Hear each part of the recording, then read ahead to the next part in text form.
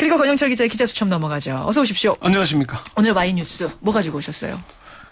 정홍원 국무총리의 총리 자격 논란이 다시 일고 있어서 그 문제를 한번 다뤄볼까 합니다. 아니 안대희 후보자도 아니고 문창국 후보자도 아니고 정홍원 국무총리한테 논란이 있다고요?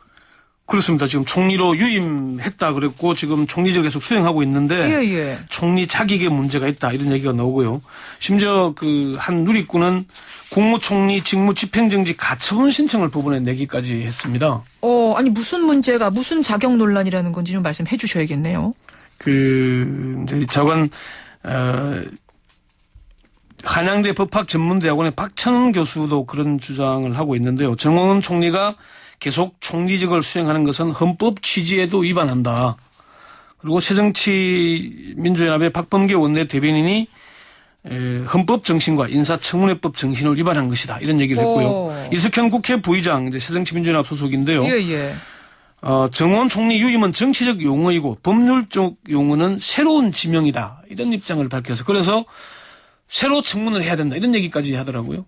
그 말하자면 이게 지금 총리, 사표 냈던 총리가 다시 유임되는 거는 사상 초유의 일이기 때문에 우리가 생각지도 못했던 어떤 법리적인 문제에 부딪힌 거군요. 그러니까 정치적 공방이 아니라 이제 법률 전문가들이 법리적인 문제가 있다. 법률적으로 따져봐야 된다는 이제 그런 그 주장을 제기하고 있는 겁니다. 이야기를 다시 좀 구체적으로 가보죠. 그러니까 헌법 정신에 위배된다. 법률적으로 문제가 있다. 법리적으로 문제가 있다고 하는 부분은 바로 인사청문회에 관련된 거군요. 그렇죠. 인사청문을 다시 해야 된다는 얘기인데 이석현 국회 부의장이 2달 전 사의를 표명했고 이를 받아들였으니까 대통령이 2번이나 후임 총리 후보자를 지명한 것이다. 사의를 받아들이지 않았으면 차기 총리 후보자를 지명할 수가 없다. 그래서 다만 차기 총리가 오기 전까지 정홍원 총리에게 총리직을 수행하라고 한 건데 지금은 정홍원 총리를 차기 총리 자리에 앉혀놓은 거 아니냐. 그런 주장을 하더라고요. 이 부분 잠시 한번 들어보시죠. 차기 총리 임명할 때까지 우선 업무 공백이 없도록 일하라 한 것인데 차기 총리의 자리에다 정홍원 총리를 갖다 놓았기 때문에 그래서 법에 따라서 국회 임명 동의와 청문회가 필요하다. 이제 이런 얘기를 하는 거고요. 박창훈 교수도 그런 주장을 합니다. 대통령 유고 시 권한 대행을 해야 할 국정의 2인자인 국무총리를 헌법에서 정한 임명 동의를 밟는 절차까지 갔음에도 그게 이제 안대희 후보자에 대해서는 국회 임명 동의안을 제출을 했었거든요. 그걸까지 가놓고 다시 유임시키는 것은 헌법에 규정된 대통령의 총리 임명 권한 행사로 볼 수 없다. 인사청문회 법을 회피하기 위한 편법이다. 이렇게 주장을 합니다. 그러니까 유임을 다시 시키더라도 결국 법리적으로 따지면 인사청문회를 한번 거쳐야 된다라는 얘기가 되는 건데. 근데 이제 일각에서는 이런 얘기 할 수 있겠어요. 또 트집 잡으려고 지금 그러는 거 아니냐. 아니 원래 하던 사람인데 그 사이에 무슨 흠결이 그렇게 생겼겠다고 또 인사청문회 얘기를 하느냐. 이게 이제 그 흠결이 생겨서 청문회를 하자는 게 아니고 법 절차적으로 정홍원 총리의 사의를 수용하겠다는 입장을 대통령이 대변인을 통해서 분명하게 밝혔고 그리고 후임 총리 후보자를 2번이나 지명을 했잖아요. 그렇죠. 그거는 정홍원 총리에 대한 명백한 사표 수리 행위다. 이런 얘기를 하는 겁니다. 그러니까 이제 전문가들이 그런 얘기를 하는데 대통령의 국정 행위는 문서로 산다는 거죠. 그러니까 구두로 사표 수용을 하기로 했다는 건 구두로 했으니까 그거는 번복할 때 뭐 정치적 공격만 받겠지만은 안대희 후보자의 경우는 분명하게 임명 동의안과 인사청문 요청서를 국회에 보냈다는 겁니다. 그 얘기는 문서로 행위를 했다는 거죠. 그 문서로 행위를 했다는 얘기는 후임 총리 임명 동의 절차 헌법 제86조 1항에 국무총리는 대통령이 국회의 동의를 얻어서 임명하도록 돼 있잖아요. 그 절차를 밟기 시작했다는 겁니다. 그러니까 이 정홍원 총리는 유임이라는 단어를 우리가 쉽게 쓰긴 하지만 사실상 차기 총리로 지명이 된 거다. 새 이런 총리로 지명했다. 그게 이제 이석현 국회의장. 다만 인물이 같았을 뿐이지 새 총리다 이런 논리군요. 그러니까 뭐 정홍원 국무총리가 문제가 있어서 인사청문을 해야 되는 게 아니고 법리적 절차로 볼 때 이렇게 됐을 경우에는 새로운 차기 총리로 지명이 된 것이니까 같은 인물이니까 그래도 그냥 가자라고 얘기할 수는 없습니까? 그렇게 되면 너무 민주주의 무시하는 건가요? 그게 이제 2006년에 전효숙 헌법재판소장 논란이 있었던 적이 있거든요. 똑같은 사안입니다. 그때 어떤 거였죠?